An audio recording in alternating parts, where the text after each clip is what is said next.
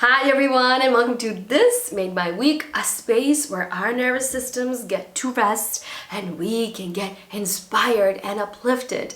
Now, if you are tired of living this conventional life, this episode is for you. Years ago, I learned this term, expander.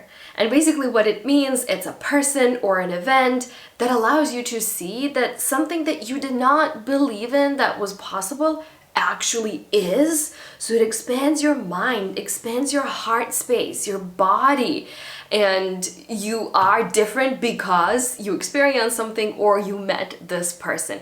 And today's guest, Katie, is one of those expanders. Katie and we met through a mutual friend, and when I saw her the first time, I knew immediately that I wanted to get to know her better and I wanted to have her on this show because she has this incredible presence where you can see that she truly embodies conscious way of living. So Katie is mindfulness and meditation teacher. Also, she lives a nomadic life, so she doesn't own a home or a property, and she lives and moves from place to place. So in our conversation, we talked about her journey, how she became a successful mindfulness and meditation teacher, how she got there. This conversation is truly nourishing, allowing you to look at things from a different perspective. And I loved learning her life's journey because it's full of just beautiful serendipities and beautiful happy accidents. But Katie is creating her life very intentionally. I loved learning about her living situation, this nomadic life, because also it's so expensive and it shows you that totally when you set that intention, you can live a different kind of life, not the one that our culture and society prescribes. So please, without further ado, enjoy our conversation. Enjoy Katie. Make sure to check the description box for all the information and contacts so you can reach and follow her as well. Hi, Katie. Thank you Hi, so much for coming to This Day by Week. thank I you for am having me. It's so wonderful to be here. I'm so excited about this conversation because since the very first second I saw you, I immediately was like, my kind of person. I want to Yeah. lean into the screen. I want to hear more to what she's saying. Who is she? And each time I see you on my screen, I'm smiling. There's a special aura around you. I don't know if it's our chemistry between us two, or you're just the type of person for everybody. But I'm such a huge fan of you as a person and also as a content creator. So I we met through a mutual friend, and I know that you are a teacher and also mindfulness and meditation teacher. You work with kids and adults, I am assuming. Yeah. So I'm gonna allow you to introduce yourself. Tell us who you are and what do you do? Thank you for your kind words. It's really wonderful to be here, and I feel the same way. Since the first time we met, I was so excited to get on that first call, that the group call that we do, and I was so excited to meet you. And we definitely have like a friendship chemistry. So I'm happy to be here. So let's see. So I am, like you said, I have a background as a teacher. I've taught elementary school or primary school, depending on where you're from. It's called different things. So I have taught that for off and on for the last 24 years.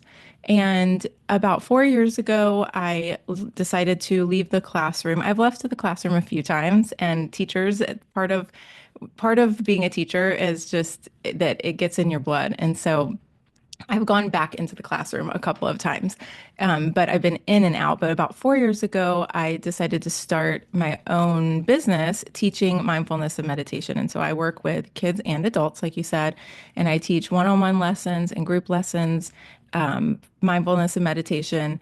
And also, I have a teacher training that I just is kind of new for me, and I work with teachers and how I work with their teachers working on their own well-being, and then also how to implement mindfulness into the classroom to work on like their classroom environment and their Wow. students. Yeah. Wow. Okay, you're a saint. Well, thank you. We need more Katies in this world and the work that you're doing. I'm just, I'm raising myself a toddler, so I'm so, so thankful for all the people who are working with kids. I mean, I don't know how you do it. I couldn't. And the fact that you bring mindfulness into it and meditation, that's just fantastic. You know, part of the reason I started doing that is because once I started on my own journey, I thought, "Oh my gosh, if I had learned this stuff as a child, Right? how cool would that have been? I wouldn't have had to undo all of these things that I've been undoing as an adult, and I wouldn't have had to acquire these skills that seem like basic skills that we should all have, these emotional intelligence skills and things like that, but we don't, but we weren't taught them. And if you're not taught them explicitly, they don't always develop naturally. And so I just think it's a really amazing opportunity to give to children to take those skills into like their teenage years and their young adult years and throughout their whole life. So can you tell me a little bit more about your journey? What happened 4 years ago? Because your presence is already so calming. You have this, this aura also around you. So I cannot imagine you not being this way. But how did you get into did you find mindfulness or mindfulness found you? Oh, that's a really great way to put it. So I've always been interested in a spiritual path to a degree. Since my early 20s, like I read some books and was interested and got interested in certain things like that because my journey into mindfulness has been like via the spiritual path, which is not for everybody. So I've been interested in those things since I was younger. However, I really didn't know much about mindfulness or meditation or anything like that. And so I really would say it probably found me because the way that it kind of unfolded was in 2012, I moved overseas. So I'd been teaching for about 7 years at that point, and I got pretty burnt out at my job. I lived in Georgia, in Atlanta, Georgia, and I loved my life there. But like I said, I was burnt out with my job, and I had like a couple of things that started making me pay attention to how I was feeling. So I guess this was a little bit of mindfulness, like how I was feeling when I spent time with certain people, when I did certain things. And I started to realize like there was some depth of connection missing in some of my connections in my personal life. And so I started working on that. And through that journey, it led me to deciding to move overseas to South Korea to work at an international school. And really, what happened was I met somebody on an airplane. So I'm really big into synchronicities. And I met somebody on an airplane whose children went to an international school in South America. And he told me this whole story of his life because I said, like, oh, well, I'm 32 and like I'm already settled and I can't move now. And he was like, let me tell you about my life. When I was 32, 9/11 happened and I was a pilot. And he told me this whole story about how he got put on like paid leave of absence because the industry paused and all these things unfolded. And he had this amazing journey that led him to live all over the world. And he met his wife and he moved to South America and he was like the private pilot for the somebody in the an ambassador down there, and his kids go to this international school and they have this really rich life. And and I was like, wow, that's really inspiring. And so I started looking into international schools and I ended up moving overseas. It was fabulous. I absolutely loved it. But one of the things about moving to a new country, which you probably have experienced because you've done this too, is that there's like a culture shock diagram that you can look up online, and it's very I lived it very much to a T.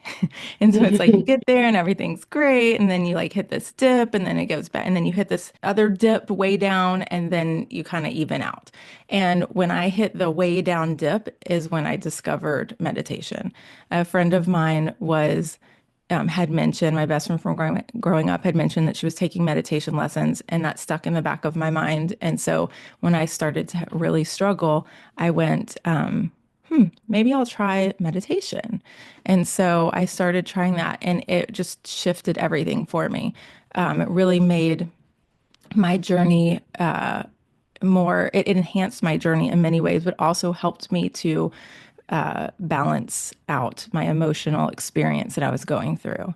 And I remember I had a conversation with a good friend there, and I said, I had this idea of the type of person I would be. Like I'd move overseas and I'd travel and I'd be this like really interesting person. And I didn't know anything about the process I was going to go through to get there. And right now I'm in that process and this is really hard. And so I started meditating. And once I started meditating and got really interested in like my own personal development, because that's what it led to, was investigating my inner world a lot.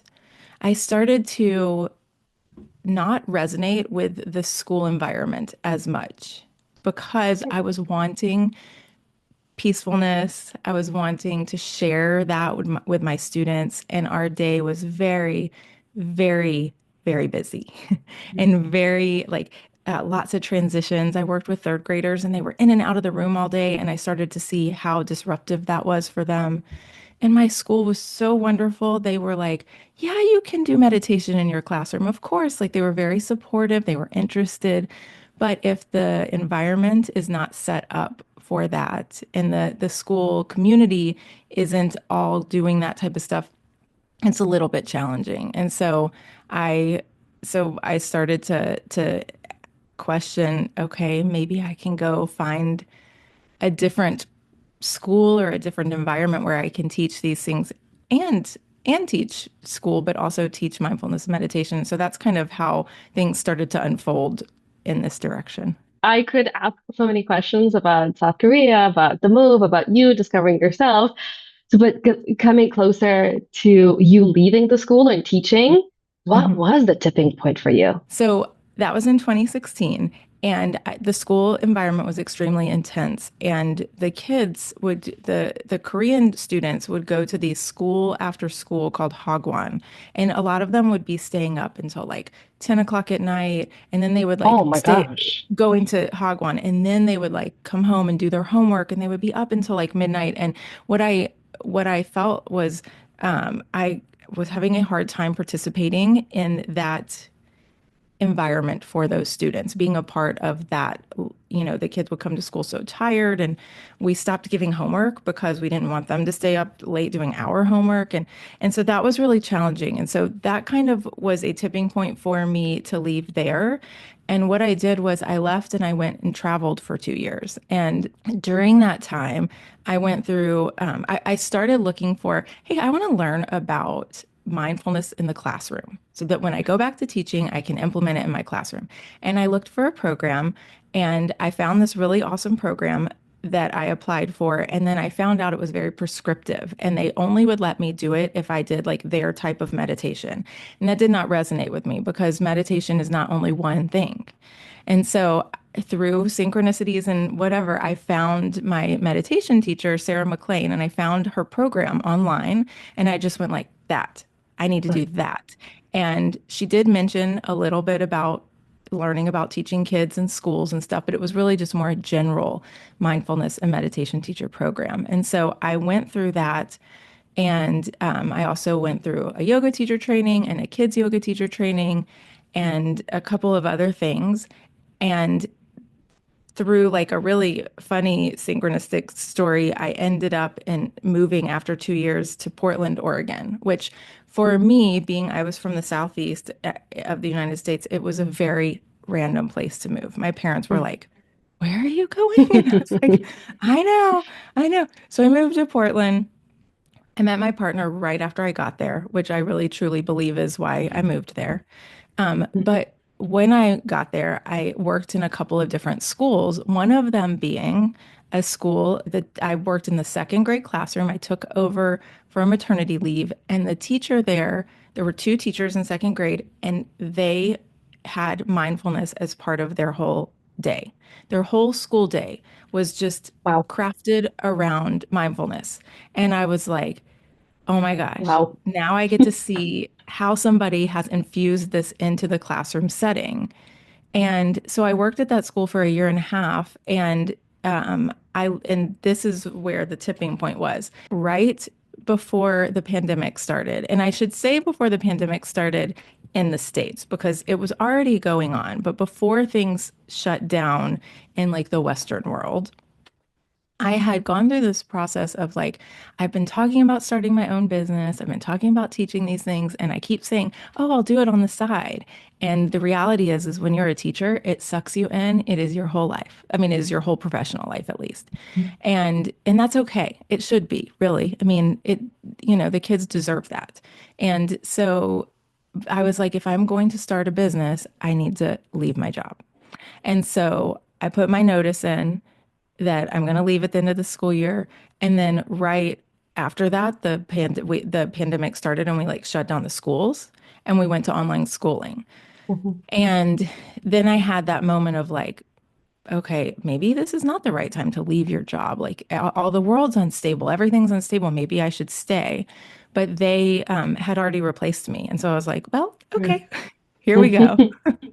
So everything, so I finished that school year online teaching, and then I left and started my own business. And it worked out really nicely because I had connections with like really deep connections at that school, even though I was only there a year and a half, because that experience teaching during the pandemic was very, very bonding, especially at the beginning, because it was just like everything was so new and fragile and fresh. And it was very bonding. And so I bonded very deeply with those families. And and some of those families ended up being some of the ones that I worked with first, working with outside of the school setting, working with their kids one on one. And so it just kind of like has gone from there. Uh-huh. So to answer my question, it sounds like really you found it, but it also really found you. It pulled you in, like everything lined up perfectly, Yeah. perfectly in your journey. Yeah. That's what yeah, I would agree with that. And you know Yeah. what I also am fascinated by now, hearing even more about what you've been through. You have this calm, like deeply rooted courage. Because also, what people may not know just yet, that you're also nomad. Like you lived in so many places, and you're not settled right now in one place either. So that takes, I think it takes a special person, a unique person, to do that, to commit to this type of lifestyle. And also for you, you had the vision about what you want to do with your mindfulness, with your teacher, with your own business, and you followed it, so bravely, despite the pandemic, despite all the fears that all of us and we have about finances, about clients, about starting your own thing. I mean, it's a scary thing to be self-employed, especially at the Yes. beginning. So, and you fully committed it to it. Like, wow. Thank you for that acknowledgement. I think one of the main things that has allowed me to do that is my mindfulness practice, because so much of mindfulness is about self-awareness. And so I go through these processes where the fears come up and the uncertainties come up, and I've learned through meditation, I've learned to sit with them and and like listen to what the messages are and to question and dialogue with them and go through this whole process of like it's okay for things to be uncertain, and it's really, I think, helped me to shift my worldview and also just my view on life. And that's what has allowed me to go through these things that seem scary or seem hard or challenging. And every time you do something like that, you build trust in yourself, Mhm. so each time, because I've had people definitely say like, how do you just like fly somewhere and get off the plane and like rent a car and drive somewhere by yourself? And I'm like, well, I didn't start it that way. Like I had to take small steps and build trust in myself that I can figure things out, that I know how to do that. And part of that is just, you know, is practice. Yeah. Yeah. When we learn to let go and not hold on to things too tightly, I see it as we're dancing together with life. We co-create, Yeah. take one step Yeah. forward, two steps back, or two steps forward and one step back. And it feels like in your life, you've been dancing so beautifully together with life and really co-creating and creating your authentic life.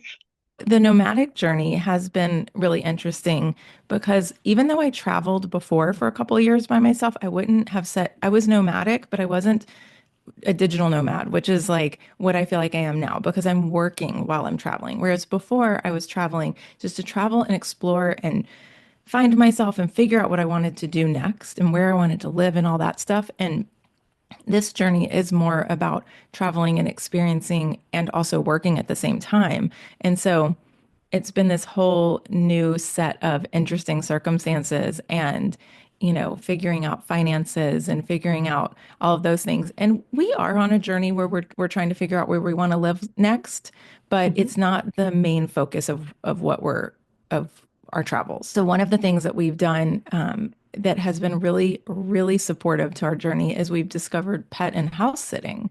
And Mm. that was through this process of kind of opening up to creative ways to think about abundance and financial support. Like instead of just there's money coming into my bank account, we sat back and we thought, okay, what do we spend money on? What do we, what do we need money for? And, one of our biggest expenses when we lived before we started traveling, we had moved from Portland, Oregon down um, to Sedona, Arizona. I go like this because it's directly south of Portland. And we had moved down to Sedona, and Sedona is amazing. It's one of the most sacred and beautiful places in the world. It's surrounded by these beautiful red rocks and it's got this beautiful community and we really loved living there. And also we weren't like, oh, we're going to live there forever. And it was quite expensive and our rent was really high.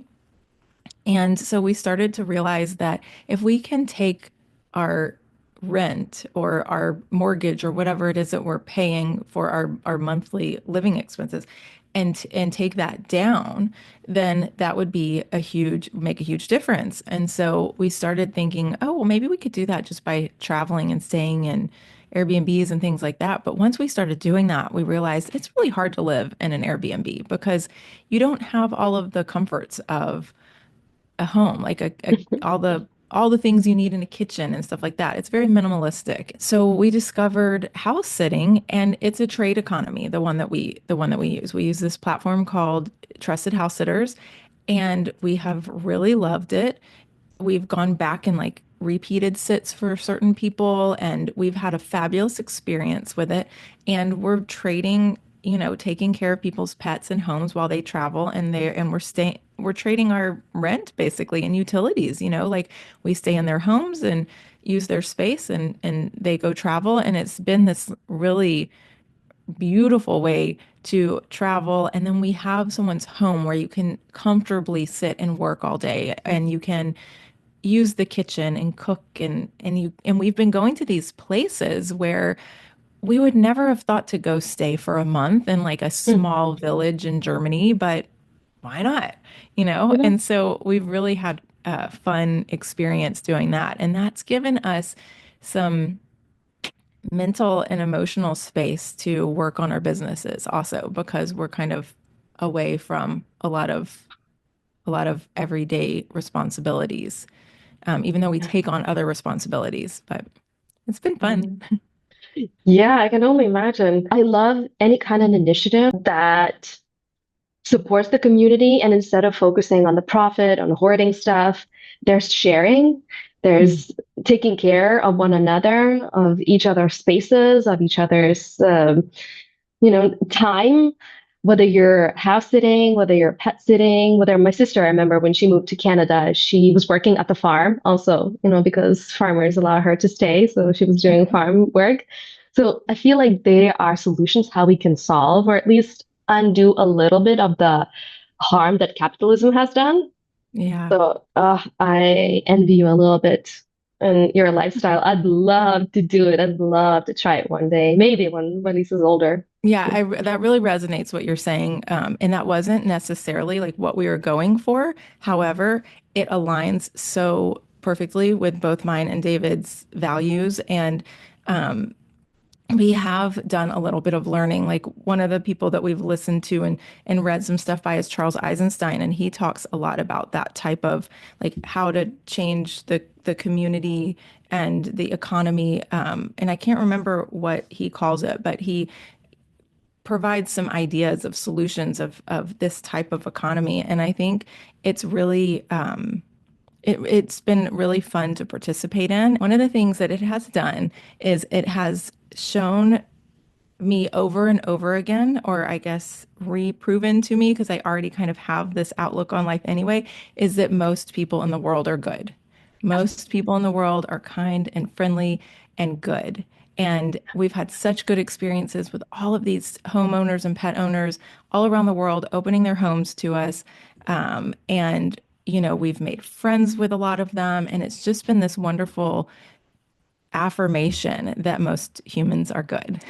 Yes. Have you ever doubted or felt like, "Oh, I wish I could settle here," or "Oh, I wish I would have this home"? Like have you ever reconsidered and thought about it, just in general about the concept of home? Mm. Okay, so that's interesting. So absolutely, yes. And one thing, just kind of rewinding in my journey, right before I moved to Korea, um, my parents left my childhood home and moved to Florida. So I grew up in Memphis, Tennessee. And they sold their house and moved to Florida to a retirement community, which I encouraged them to do big time. So I was very on board with it. But that was a year before, so I didn't know I was moving to Korea yet.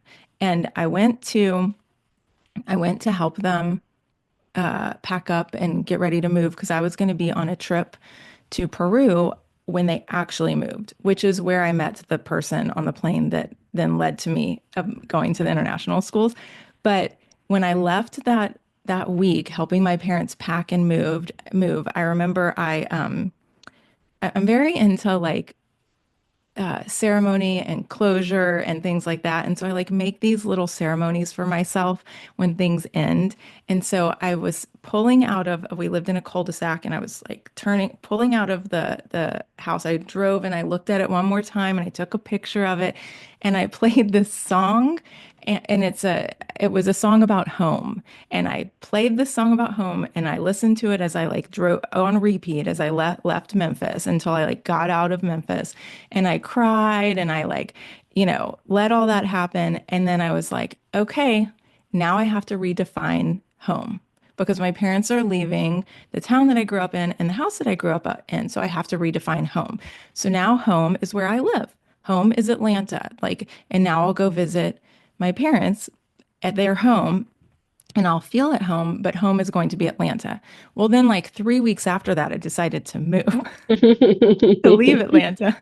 Of course, it was another year till I left. But what happened was when I got to Korea, I realized that I had attached so many definitions of home to a place. Like when I'm stressed, I go on this certain drive. When I need comfort, I go to this certain restaurant, and things like that. And I didn't have any of that. And so I started this intentional process of redefining home as in here. What are the things in here that feel like home? And so that has been a big journey of discovery. And it's turned out not to only be in here, it's also, I find home in relationships and people, right? So now when I go visit my parents, I do feel like I'm going home because I'm going to stay in their house and it's very familiar and they're home to me. And so I feel that when we're traveling, like I'm traveling with my partner David, and that feels home enough for me. Like I've got my meditation practice helps me feel at home, my yoga practice, my playlists that I put on my phone and my journals and just things like that make me feel at home. And then being with David makes me feel at home. But that being said, when we first became nomadic a year and a half ago together, I did have a total freak out. And even though I had been through that journey, I was like, oh, like we don't what are we going to do in the future? Like we're traveling now, we're not going to have community and we need like a house and I want to grow my own food and like we don't have any of that and like how are we going to make that happen for when we're older? Because like we have to develop that. You have to build it. It takes time. And when are we going to do that? And so over the last year and a half, I've definitely had those moments. But what I've realized is like we both do want that. And it's just we're not doing it right now, but we will. Yes. And that's part of that trusting myself. I trust, like, we've talked about what we want. We've talked, like, it's very aligned. We have similar visions of that. And so I know that our journey will lead us there through synchronicities or through whatever it's meant to be and however it's meant to happen. I trust that we will settle somewhere, we will have community, we will have all of those things in the right timing. One of the things that I have come to, and I don't know if this will come to fruition or not, but one of my long-term goals really feels like communal living. Like I want to somehow figure out, like find a community. Like I don't necessarily, I want my own space, like my own house or but on maybe shared property. I want it to be intergenerational. I want, where when I'm older, like I can help people take care of their children and they can help take care of me, and not meaning their children, but like they can in turn help take care of me, and we all like work together to grow food and things like that. And also Yep. we can travel, right? Because like if you have this community that can look after spaces, we can look after somebody else's space while they travel and vice versa. And we can have pets because we can all Yes. watch each other. Like I just keep thinking like that seems to be a really beautiful answer. Beautiful. I remember I can relate to this feeling and this freak out as well because I lived only in a few places and nowhere near to the amount that you've been and lived. But I remember having this feeling. It's like, oh, I envy other people and their houses and their homes and their security and just their knowing, that this is home. They can chill, they can surrender because since the moment I moved out of my parents' place. Like for me, that feeling was gone, Just when I left for uni, I knew that this is it. I'm no longer in one place, and that shifted. So I was kind of envious of that feeling of home. But then one friend told to me that in one lifetime, you can live many lives. And Mhm. realizing Yeah. that liberated me so much. And then it shifted, my anxiety shifted to joy because now I'm like, oh my gosh, what else do I want to do? Where else do I want to live? What else do I want to try? So all of a sudden, I discovered this openness and these vast and abundant possibilities and opportunities of how I can explore and play in this lifetime, you Oh, know? I love that. I love that in one Mm. lifetime you can min yeah, that's so true. And I use that terminology sometimes where I'm like, oh, when I think about, 10 years ago, I think like, wow, that seems so recent. And it also seems like a completely different lifetime. I've used that Yes. terminology, but I've never thought about it exactly how you just said it. And I love that. Yeah, I loved it when she said it to me. I was like, yeah, it immediately resonated with me. It also reminds me of the book that I recently read more than once. It's my favorite book. I've shared it on This Made My Week so many times. I'm raving about it to everyone that I meet. Oh, I think I know what you're going to say. It's the humankind. Yeah. Oh Are you no, talking about? no. I thought you were you had mentioned one when you were on Oh, my show, the presence process, but that, humankind, yes. David read that and he loved that too. I haven't read it. Oh my gosh, you should. I Yeah. recommend. I recommend. Well, because it proves with a bunch of research and statistics, but in a beautiful kind of storytelling way, not in the dry kind of way, that humans are in fact good. So it's really nice to see like facts, Yeah. Yeah. the proper research that proves that humans are good. And also they were talking about nomads, back in the day when they were traveling and they weren't before the farming started Yeah. that those people were actually the healthiest, the happiest. They were fit. They lived in small communities and they moved from place to place. They did not attach themselves to anything, and that allowed them to be extremely healthy because their immune system was so adapted to everything and Oh, anything. They ate, a variety of foods. Um, they learned a lot from one another, and this nomadic life was exactly what allowed us to advance and create, our brains to grow. So also when I read that, that was just like confirmation for me that my life choices, the traveling and the moving and constantly shifting things, is actually good for me, and I do feel like I'm a wiser person because all of the travels and moves and not being static in one place. yeah. That makes so much sense. Yeah. Because I think there's so much romanticization about living in, in one house for generations.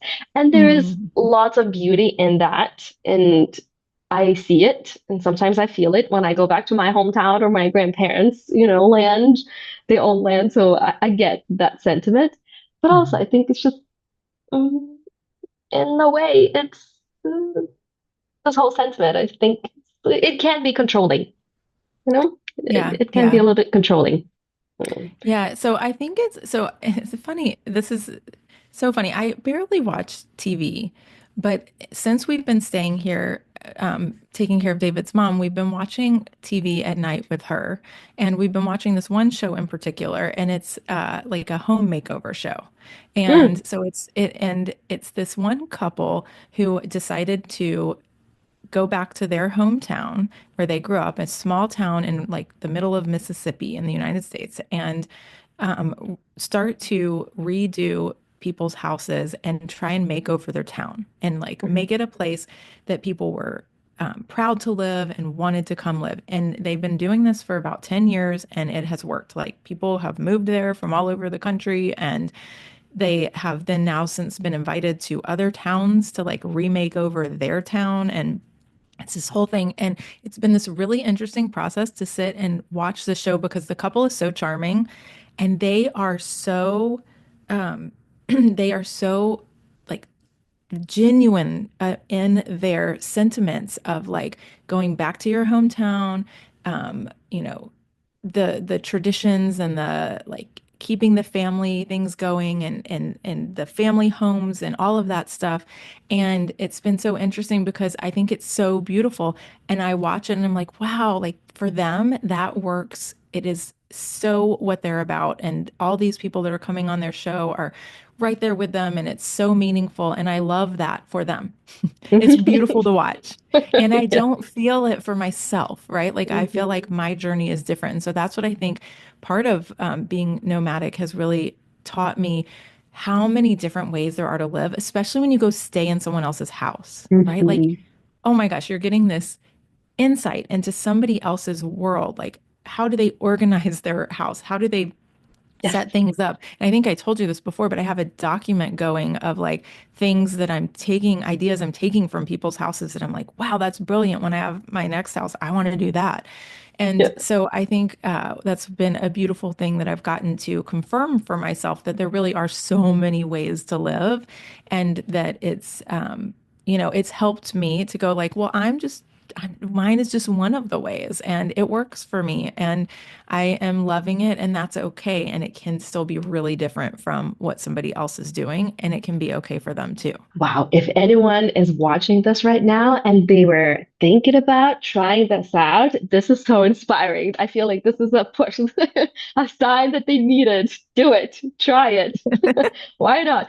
I mean, while we still can, hopefully, with the current Yeah. climate and all. So, Oh yeah. man. I mean, so that is something else I will say too, is that I have been really grateful for my mindfulness and meditation practice, just in general, but especially in the world climate. So, just to be like totally candid and honest, like when the pandemic happened, I didn't handle it super well. I don't feel like I handled it super well, the stresses and the way it unfolded. I started out handling it well, but like there were some things that I look back now and I'm like, wow, I was really dysregulated in terms of my nervous system and my emotional stability and things like that. And it was really hard. And I don't fault myself for it. It was hard for everybody. And we all were doing the best that we could in a situation that none of us had ever been through. Hmm. And but I feel like recently, the way that the world is unfolding and also just our personal circumstances have been unfolding with the caregiving and things like that that have been really challenging. I'm like, okay, I feel like I'm getting a second go, like a second chance to go through really turbulent times and see if I can stay regulated. And I feel like I'm doing much better with that. And it's been so helpful in my personal life, but also just with the way the world is. It feels very unstable in many ways. My meditation practice and my mindfulness practice have been like my anchor and and helping me feel grounded and helping me feel stable in like helping me feel even amidst the chaos. Totally. I keep telling to myself to reminding myself to recharge my battery, even though it's never full. It's never 100 these days, in the last month. But still, just the recharge, focus on the recharge rather than what depletes the energy in my inner battery. Speaking of which, I wanted to ask you, how are you dealing with everything that's happening at work, especially when you work with your kids, like children clients? What are they specifically right now in these times? Are they teaching you something? How they're handling what is happening in the world? Like, have you noticed anything? So one thing I do feel like as a teacher, I feel like I've always felt like I learn from my students ever since I started. The younger ones, especially, they don't always know the details of what's going on in the world. They don't know all of the level of details that adults do, right? They know like, oh, there was an election, or they know that like there's things happening, but they don't know the details of it. And yet they do seem to respond energetically. Like Mm, they do, and I can see that they're more dysregulated in certain times, and they're more anxious. I can tell that they're responding energetically to the world at large. And like if we're going through a stressful time in the world, they seem to be going through stressful times with their friends or things like that. And so I do think that one thing that I've seen working with children is it's confirmed for me that like the energetics of it all, that like we all respond to each other's, all of the like stress is contagious, and we all respond yeah. to each other's field of energy, and that it's really important to kind of to pay attention to what energy are we putting out into the world, because because it's not only impacting me, right? Like it's impacting all, not even just the people that I know. It's impacting everybody. We're all impacting each other in that way. And that's one thing I have seen a lot in recent times working with kids. Yeah, they're a lot less in the storytelling and in the narrative or assumptions. They're more in their bodies and they're Mhm. sensing everything with the body. And that kind of that speaks to what you talked about when you were on my show, which was, all about like the emotions and listening to your body. And I think our bodies respond big time. And actually, I've had the opportunity to take so you came on my show a few weeks ago and talked about your transformation through embodying and befriending your emotions. And so I have had the chance to practice that myself. Some of the things that you suggested, or some of the processes that you said that you use, and it has been really impactful and interesting. And like the other day, I was having some anxiety. I woke up and I was having some anxiety. And, when you have that feeling of like I'm anxious and I don't know what it's connected to because nothing in particular is going on in my mind, but I feel it in my body. And I was like, this is so uncomfortable and I don't know what this is. And so I was like, okay, I'm going to try what Vita talked about. I'm just going to like really feel it, like just let myself feel it. And then I started to do like a mindfulness process. And this is interesting because I teach mindfulness practices and processes. And I'm still totally on board with it. But I started to do one, and then I remembered you saying that we talk over our emotions sometimes, and that sometimes that's even not actually dealing with them. And I thought, oh, I'm trying to get this to go away by doing a mindfulness practice. And so I was like, let that go Oh, and just sit with it. And I did for about a minute, and then it just kind of like dissolved. I mean, it was so right? beautiful. Yeah. Right. I'm just fascinated by the fact like how short it actually takes or it lasts and how we with our heads we elongate it. It's like, Hmm. the head, it's only like well, it makes sense because the head's purpose and the task is to control and to fix and keep us safe, to Right. rationalize, analyze, calculate. And our beautiful brains are so needed, but not always. Oh, sometimes they can just rest and allow things. I was thinking, just like you don't interrupt your digestion process, you don't go and you don't do anything. You allow your body and you trust your body to digest the food. It's the same with I love emotion. that. Yeah, you had said that, and I was like, oh my gosh, that makes so much sense, right? Like we Right. don't. that I hadn't thought about it that way. And we don't even have a mechanism for really interrupting our digestive process, or at least not. Hmm. I mean, I guess there are ways to do it, but not really. And so that's pretty cool to think of it that way. Like we're implementing all these things to interrupt our process with our emotions. And if we Yeah. can kind of sit back and let, like, our body is designed Yeah. to do that naturally, just like digestion. Like, how cool is Yeah. that? Right. But also, I feel like mindfulness practices, they do have their place and they're so, so important. And I had, have a bunch of tools in my pocket and they are needed. Um, and I'm very grateful that they exist and that people like you share them so freely, like on social media, and teach people for free just because it feels good to share. So once again, I want to invite everyone to follow you, check your content because it's wonderful. I still want to know a little bit more about your practice. Are there those magical families that everybody come to you, like parents and kids are learning the practices that you teach?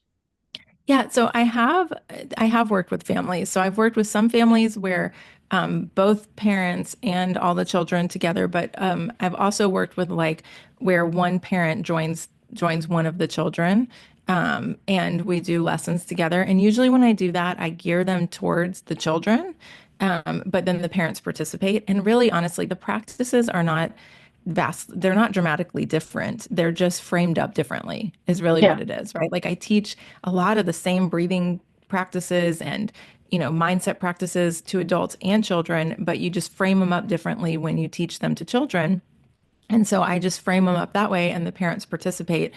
But it really, I mean, for me, some of my biggest learnings have come from teaching these things, trying to figure out how to teach these things to children. And I have these big insights and aha moments because I'm breaking it down so much that I think it's a really great way for adults to learn. And when I work with children one on one, I have met some people who won't work with children unless the parent is present.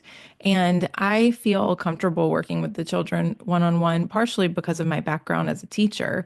But also, I do these follow up emails where after a session, I send an email and explain all of the practices that I've taught the child. And I send, like, documents and videos and explanations and things like that to the parents. And I've had many parents tell me that they find those useful in order to know what their child's doing, but then they also are trying those things themselves. And so I Hmm. feel like I'm reaching the parents no matter what. Yes, good. Yeah. I love hearing that. Yeah. And usually for how long do you work with one person or a family? Like how does it look like? So most of my sessions are on Zoom, and it's pretty much, I tell parents that it's probably very similar to, like, what a child would experience if they went to like a guidance counselor at school and had a session with them. And so my sessions go anywhere from 30 minutes to an hour, depending on the age of the child, whether it's a child or an adult, and also the day. So, like, I usually, if they're a younger child, we tend towards 30 minutes. If it's someone older, we tend towards 45, but I ask for them to leave an hour, because if a child's telling me a story or something like that, or they're particularly talkative that day, then we'll go over. And if they're really, like, wiggly and they just can't sit still and they're really not interested, then we'll, like, go under a little bit. And so basically, I have a format where, we get on the Zoom call, we start with a check-in, and I have certain questions for them to choose from if it's a child, and it's a self-awareness check-in, like, maybe what's the best part of your day today, or what's frustrating you right now, and I give them a bunch of things to choose from. With an adult, it's more like just a conversation. What have your wins been the last week and your challenges and things like that. And then we will do a mindful moment as a transition into the learning portion of the session. And with the mindful moment, sometimes it's just um, sitting quietly and paying attention to your breath. And sometimes it's a mindfulness practice that I want to introduce or that I've taught and we want to practice or something. And so we'll do some sort of very short mindful moment. And then we go into, like, the meat of the session. And I usually introduce, like, a new concept. Or so it might be a new practice, but it's usually like a new concept, and we'll talk about this concept, and with the concept might come a practice. Mhm. And then we usually do a meditation. Um, Depending with a young child, it might be like 3 to 5 minutes. With an older child, I'll try and work up to maybe like 7 to 10 minutes. With adults, we start with like 5 minutes and work up to maybe 12 to 15. And then I always end with gratitude and kindness. So we end with a gratitude practice. What are you grateful for today or this week? And then I added this thing in recently, probably in the last year, which is I learned from a friend. She had heard it on a podcast, and she had heard this person said it was two people having a conversation, and somebody asked one of them asked the other one, I know your children, you have really wonderful children. They're adults now, but what are some pieces of advice that you have for raising wonderful children? And he was like, oh, I don't know. And he was like, one thing I always did was before I went, put my children to bed every night before they went to bed, I would come into their room and I would ask them, what is one kind thing you did today and one kind thing someone did for you? And I wouldn't let them go to bed until they told me. And he was like, and that trained their brains to start being looking for that in their day and thinking of ways that they could be kind because they knew I was going to ask them about it. So I've Mhm. added that into my sessions. At the end, I ask, what's one kind thing you've done recently and one kind thing that someone's done for you recently? And so that's kind of the breakdown of what a session looks like.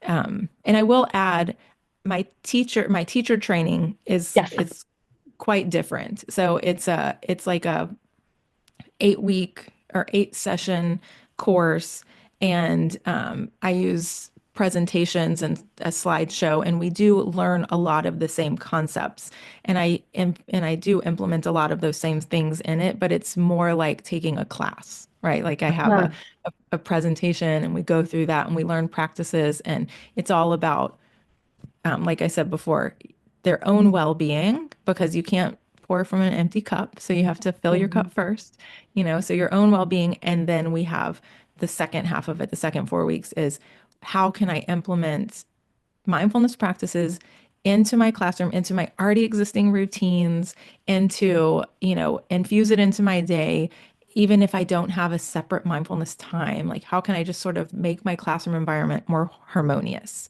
with these mindfulness tools and social emotional learning tools kind of through the lens of mindfulness, and how can I develop the communication skills, the mindful listening, and the peaceful problem solving, and just things like that. Every school, every teacher should take this course. And I'm also thinking about every HR department. So much of it is emotional intelligence, right? And Hmm. and so I think like every step forward in emotional intelligence impacts you personally in a positive way, but also your relationships. I mean, that has been a huge win in my mindfulness and meditation practice has been this dramatic. Well, I say dramatic.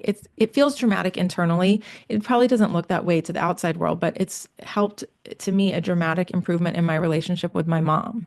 And I say it probably doesn't look like that to the outside world because I've always been close to my mom and I've always had a really good relationship with my mom.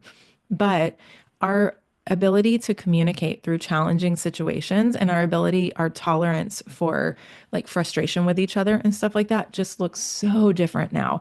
And it changed a lot when I started meditating, and then it changed even more when she started meditating.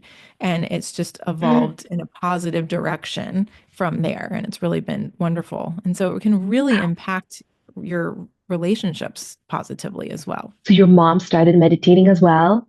She did. Yeah. Oh Not at my my God. request. She just said, I want to try it. And so I've supported her through it, like helped her, with things. But yeah, she just decided she wanted to. And it's been about 5 years probably. So Wow. yeah. Wow. Yeah. You're really attracting, your presence and your transformation is attracting people. I wanna take your session as well right now and learn about mindfulness and meditation from everything the way you explained. It sounded so wholesome and so beautiful. Can Oh, yeah. you tell people where they can find you, how they can contact you? Yeah, so I named my business Inhale, Exhale, Connect. And so I use that, like that's my website is inhaleexhaleconnect.com. And I have that is what I have, I think, named my TikTok account. And I also have an Instagram. So I have an Instagram account, like a Katie Fleetwood Instagram account, but I also have an Inhale, Exhale, Connect one. And I haven't been as active on there as I was being like consistent with TikTok, but I'm trying to shift over to there a little bit more because of the uncertainty in the states of like if TikTok's going to stick around or not. Yeah. So I'm like, well, I'll just put my stuff over there too. And then my YouTube is also, is Inhale, Exhale, Connect. And then my name, Katie Fleetwood. So with that combination of things, you can find me in different places. Okay, everything's going to be in the description down below in this video. And if teachers want to take your course, should they go to your website, Inhale, Exhale, Connect? Yeah, I mean, I've got my contact on there, and I've got all kinds of material. Like I have had teachers reach out to me and say, "I'm going to try and get my school to pay for this." Like actually, I'm working with a teacher right now, and her school is paying for it, and as like a professional development thing. And so I have all sorts of materials like a flyer and like all kinds of stuff on the internet, like to if you want to pass stuff on to your school to say like this is what I'm interested in, I've got that type of stuff as well already created. So Love free resources.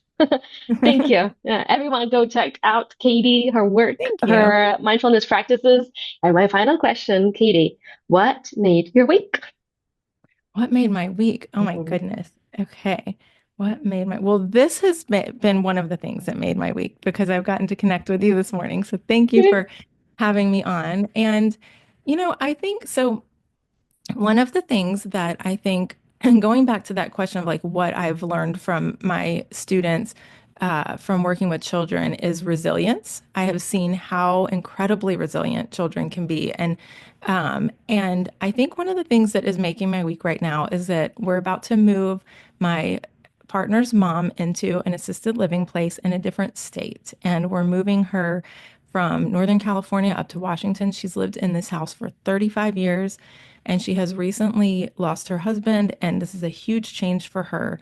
And I think watching her resilience in this situation and like, you know, I just her like staying even and just taking things as they come has really, I think, made my week in terms of like being able to be a witness to that process and support in that process. And it's been hard. And that's the thing about it is that like life is complex, right? And so even though it's been hard and challenging, it's also taught me so much. And I feel like I'm learning so much through this process that I feel so grateful to and blessed to have been able to be part of this process and to be support in this process, but also to see this person go through this situation in the way that she is. So What a beautiful answer. Thank you for sharing. You're a true embodiment of a conscious human being. Thank thank you so you. much. This is so beautiful. This conversation is so, so nourishing. I'm very, very grateful for your time, for your presence, for all of your wisdom that you shared today. Like, I feel like my viewers and my channel has been so, so lucky to have you. So thank you. Oh, thank you. Thank you for having me. It's been so good. It's been so good to be here.